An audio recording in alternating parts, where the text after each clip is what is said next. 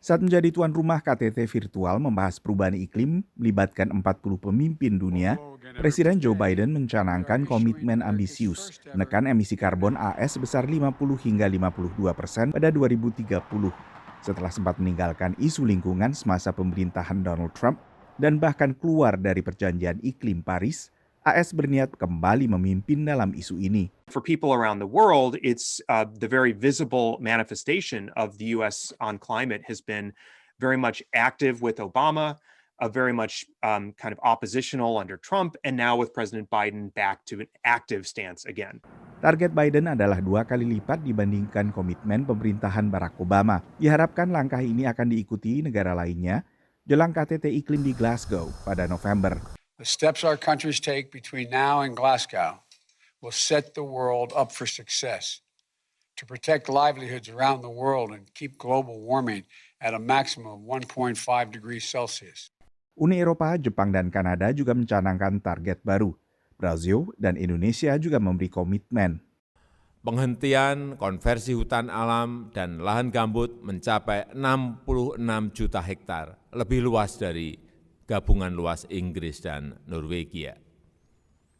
Penurunan kebakaran hutan hingga sebesar 82% di saat beberapa kawasan di Amerika, Australia, dan Eropa mengalami peningkatan terluas. Tapi penghasil emisi karbon terbesar dunia, Tiongkok, tidak memberi komitmen baru. India, penghasil emisi karbon terbesar ketiga, dan Rusia, penghasil terbesar keempat, juga tak mencanangkan target baru. Negara-negara berkembang yang ikut dalam KTT juga mengangkat betapa negara berkembang biasanya tak terlalu banyak berkontribusi terhadap emisi gas beracun, tapi sering harus menanggung beban atau dampak paling parah dari perubahan iklim. Untuk itu, pemerintahan Biden menargetkan untuk melipat gandakan bantuan pendanaan bagi negara-negara berkembang dalam mengatasi perubahan iklim. Meski langkah AS di bawah Biden mendapat respons positif analis, sebagian khawatir tanpa komitmen serupa dari penghasil emisi karbon terbesar lainnya, maka target-target mitigasi perubahan iklim tetap sulit dicapai.